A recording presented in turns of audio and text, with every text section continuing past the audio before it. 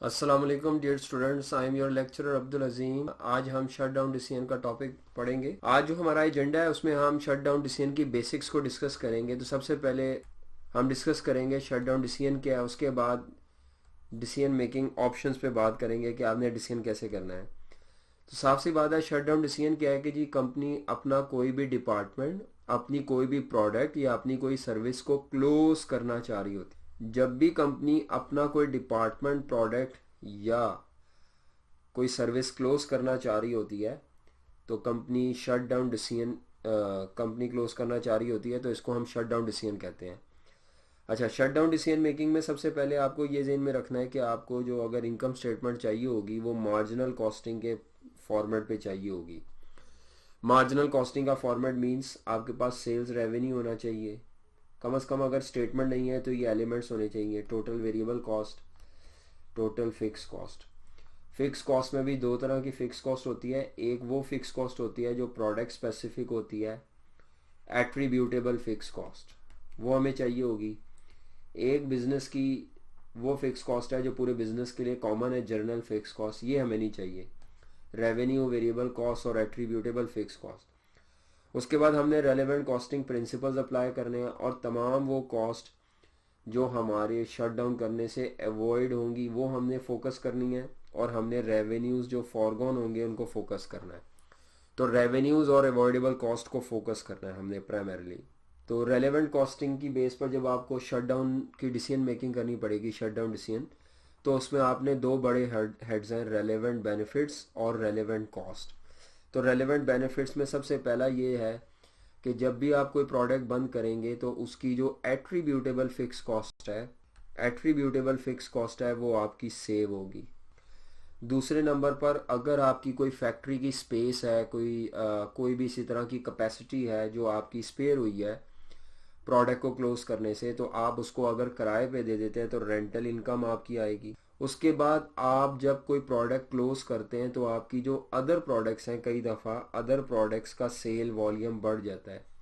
तो जब आपका अदर प्रोडक्ट्स का सेल वॉल्यूम बढ़ेगा तो सेल वॉल्यूम के बढ़ने से आपका रेवेन्यू भी बढ़ता है और आपकी टोटल वेरिएबल कॉस्ट भी बढ़ती है। इसीलिए हम नॉर्मली क्या करते हैं कि रेवेन्यू और टोटल वेरिएबल कॉस्ट का नेट लेकर कंट्रीब्यूशन बढ़ा लेते हैं। अगर आप एडिशनल कंट्रीब्यूशन ना लेना चाहें तो आप एडिशनल सेल्स रेवेन्यू ले लें और नीचे रेलेवेंट कॉस्ट में एडिशनल वेरिएबल कॉस्ट ले लें, तब भी ठीक है। तो हम ये डिस्कस कर रहे हैं अभी कि जब भी कोई प्रोडक्ट क्लोज की जाती है तो उससे हमारी उस प्रोडक्ट से रिलेटेड जो स्पेसिफिक फिक्स कॉस्ट है वो सेव होती है।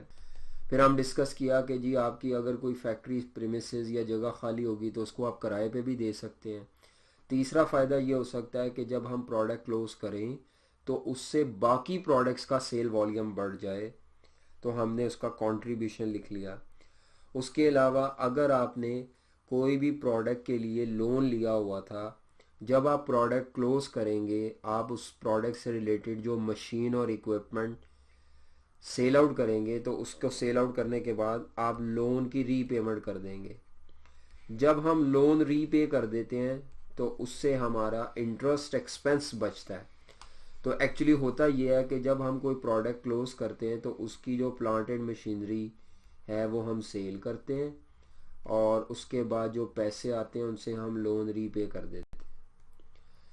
ये दोनों ट्रांजेक्शन में कोई भी इनकम या एक्सपेंस इन्वॉल्व नहीं है, जस्ट आपने प्लांट सेल किया और आपको लोन रीपे हो गया। हाँ, जो एक्सपेंस सेव हुआ है वो क्या है कि आपको इंटरेस्ट कॉस्ट पे नहीं करनी पड़ेगी। तो इंटरेस्ट कॉस्ट की सेविंग हम एज अ बेनिफिट ले लेते हैं अगर हमने लोन रीपे किया है तो। उसके बाद रेलेवेंट कॉस्ट में यह है कि जब आप किसी प्रोडक्ट को क्लोज करते हैं तो उसका जितना भी पॉजिटिव कंट्रीब्यूशन आप कमा रहे हैं वो पॉजिटिव कंट्रीब्यूशन आपको सेक्रीफाइस करना पड़ता है, तो आप इसको एज एन अपॉर्चुनिटी कॉस्ट ले लेते हैं। नेक्स्ट, अगर आप प्रोडक्ट क्लोज करें और उससे आपकी अदर प्रोडक्ट्स का सेल वॉल्यूम डिक्रीज हो जाए, अदर प्रोडक्ट्स का सेल वॉल्यूम इंक्रीज होने की बजाय डिक्रीज हो जाए, तो हम अदर प्रोडक्ट्स का भी कंट्रीब्यूशन फॉरगॉन लेंगे।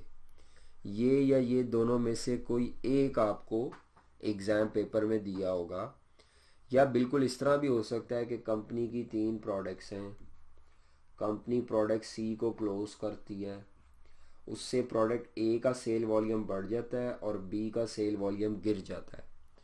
तो जिस प्रोडक्ट का सेल वॉल्यूम बढ़ेगा उसका एडिशनल कंट्रीब्यूशन ले लेंगे, और जिस प्रोडक्ट का सेल वॉल्यूम कम हो जाएगा उसका हम कंट्रीब्यूशन फॉरगॉन ले लेंगे। उसके अलावा जब आप प्रोडक्ट क्लोज करते हैं तो आपको, अगर आपने कोई सप्लायर के कॉन्ट्रैक्ट ब्रेक किए हैं तो उसकी फ़ाइन और पेनल्टीज़ भी पे करनी पड़ती है। उसके अलावा आप इन तमाम बेनिफिट्स को प्लस करेंगे। इन तमाम बेनिफिट्स को प्लस करके टोटल रेलेवेंट बेनिफिट्स में से जब आप ये कॉस्ट माइनस करेंगे, अगर तो नेट बेनिफिट आ जाए तो इसका मतलब है कि शट डाउन करने में फ़ायदा है।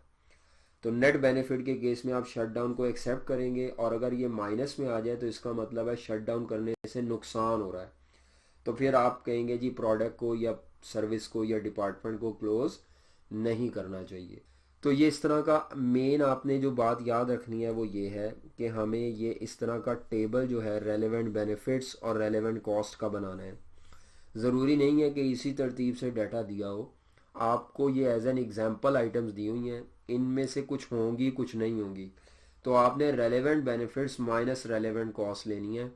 रेलेवेंट बेनिफिट्स वो होंगे जो हमारे शट डाउन की वजह से हमें इनकम्स या सेविंग्स फेस करनी पड़ रही हैं, और रेलेवेंट कॉस्ट वो होंगी कि शट डाउन करने की वजह से हमें कोई इजाफी कैश आउटफ्लो पे करना पड़े या हमें कंट्रीब्यूशन सेक्रीफाइस करना पड़े।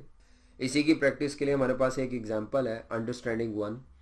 वो कहते हैं G company we makes 4 products PQRS। The budget for the next year is as follows. जी आपको बजट दिया हुआ है प्रोडक्ट PQRS का, सेल्स रेवेन्यू दिया हुआ है थाउजेंड्स में, मटेरियल कॉस्ट है, हमें पता है जो मटेरियल कॉस्ट है ये वेरिएबल कॉस्ट होती है। उसके बाद ये जो लेबर कॉस्ट है ये भी वेरिएबल होती है, और वेरिएबल ओवरहेड्स भी वेरिएबल है। जब ये तीनों कॉस्ट लेस की गई, सेल में से ये तीनों कॉस्ट लेस की गई, तो ये हमारे पास कंट्रीब्यूशन आ गया। कंट्रीब्यूशन सेल माइनस ये तीनों कॉस्ट। कंट्रीब्यूशन में से डायरेक्टली एट्रीब्यूटेबल फिक्स कॉस्ट, ये वो फिक्स कॉस्ट है जो स्पेसिफिक टू प्रोडक्ट है। अगर हम प्रोडक्ट बंद करेंगे तो ये वाली फिक्स कॉस्ट सेव हो जाएगी। उसके बाद ये जो जर्नल फिक्स कॉस्ट है, ये हम प्रोडक्ट चलाएं या बंद करें ये इन एनी केस पे होनी ही होनी है। तो जर्नल फिक्स कॉस्ट हमारे लिए रेलेवेंट नहीं होती। अब उसने 2 प्रोडक्ट में प्रॉफिट है, 2 प्रोडक्ट में लॉस है। साफ सी बात है जो प्रोडक्ट लॉस क्रिएट करी होंगी हम उन्हीं के बारे में शट डाउन डिसीजन लेंगे, या फिर एग्जामिनर अगर कहे जी सबका लें डिसीजन मेकिंग तो वो एक अलग बात है। तो वो एडिशनल इन्फॉर्मेशन में उसने हमें कहा है कि जी अगर आप by shut down of product Q, अगर आप प्रोडक्ट क्यू को शट डाउन करते हैं तो उससे sale volume of product P and R will also reduce by 2% and 3%। जी पी का सेल वॉल्यूम 2% कम होना है और आर का सेल वॉल्यूम 3% कम होना है। तो जब इनका सेल वॉल्यूम कम होगा तो डेफिनेटली इनका कंट्रीब्यूशन भी कम होगा। उसके बाद वो कहता है जी अगर आप एस को शट डाउन करते हैं तो कंपनी को रिडंडेंसी पेमेंट करनी पड़ेगी 1,50,000 रुपये। तो ये एस के केस में है।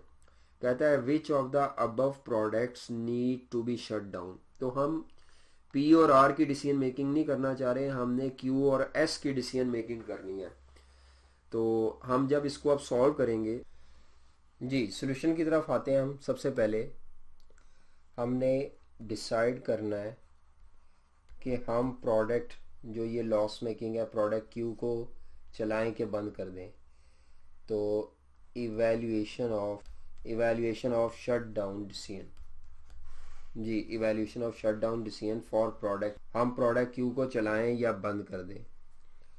तो उसके लिए हम यहाँ पर टेबल ड्रॉ करेंगे जिसमें रेलेवेंट बेनिफिट्स भी होंगे और रेलेवेंट कॉस्ट भी होगी। रेलेवेंट बेनिफिट्स और रेलेवेंट कॉस्ट। तो रेलेवेंट बेनिफिट्स और रेलेवेंट कॉस्ट। सबसे पहले जब हम प्रोडक्ट क्यू को बंद करेंगे तो प्रोडक्ट क्यू को बंद करने से ये जो हमारे पास सेल रेवेन्यू और वेरिएबल कॉस्ट है ये दोनों ही हमारी कम हो जाएंगी। तो ये जो कंट्रीब्यूशन है ये 150,000 का कंट्रीब्यूशन फॉरगॉन होगा। तो सबसे पहले हमारे पास जो 1,50,000 रुपये का कंट्रीब्यूशन है ऑफ प्रोडक्ट क्यू ये आप सेक्रीफाइस करेंगे, जो कि आपकी अपॉर्चुनिटी कॉस्ट होगी 1,50,000 रुपये। उसके बाद नेक्स्ट ये जो डायरेक्टली एट्रीब्यूटेबल फिक्स कॉस्ट है ये हमारी सेव हो जाएगी। Saving in directly attributable fix cost, ये वो फिक्स कॉस्ट होती है जो प्रोडक्ट के लिए इनकर होती है। तो जब हम प्रोडक्ट बंद कर देंगे तो ये directly attributable fix cost save हो जाएगी। ये हमारे लिए रेलेवेंट नहीं है क्योंकि ये इन एनी केस पे करनी है। उसके बाद उसने नीचे एडिशनल इन्फॉर्मेशन में कहा था जब आप प्रोडक्ट क्यू बंद करेंगे तो प्रोडक्ट पी और आर दोनों का सेल वॉल्यूम रिड्यूस होगा। सेल वॉल्यूम रिड्यूस होने से हमारा कंट्रीब्यूशन कम होगा, तो हम लिखेंगे रिडक्शन इन कंट्रीब्यूशन ऑफ। जब सेल वॉल्यूम कम होगा तो आपने कंट्रीब्यूशन को कम कर देना है उसी रेशियो से। रिडक्शन इन कंट्रीब्यूशन जी प्रोडक्ट पी का जो कंट्रीब्यूशन है उसमें 2% का डिक्रीज आएगा। तो प्रोडक्ट पी का कंट्रीब्यूशन था 1,000,000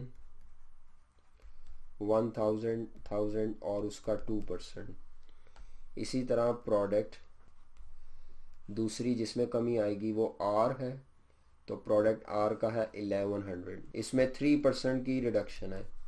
तो जब हम इसको सॉल्व करेंगे तो हमारा जो कंट्रीब्यूशन आएगा 1,000,000 इंटू 2%। जी 1,000,000 इंटू 2% 20,000 की अपॉर्चुनिटी कॉस्ट है और 1.1 मिलियन इंटू 3%, 1.1 मिलियन इंटू 3% 33,000 की ये अपॉर्चुनिटी कॉस्ट है। उसके बाद और प्रोडक्ट क्यू के लिए कोई डाटा नहीं, ये प्रोडक्ट एस के लिए है। तो अब आप इसको अगर प्लस माइनस करें तो नेट रिजल्ट जो आता है ऑफ शट डाउन के, अगर हम प्रोडक्ट को शट डाउन करते हैं तो हमें कितना बेनिफिट या कितना लॉस है। तो 3,50,000 माइनस 150,000 माइनस 20,000 माइनस 33,000, तो ये 147,000 पॉजिटिव आता है। तो प्रोडक्ट जो क्यू है इसके बारे में हमारा डिसीजन होगा कि कंपनी को प्रोडक्ट क्यू को शट डाउन कर देना चाहिए, क्योंकि इसको शट डाउन करने में बेनिफिट है। Company should close the product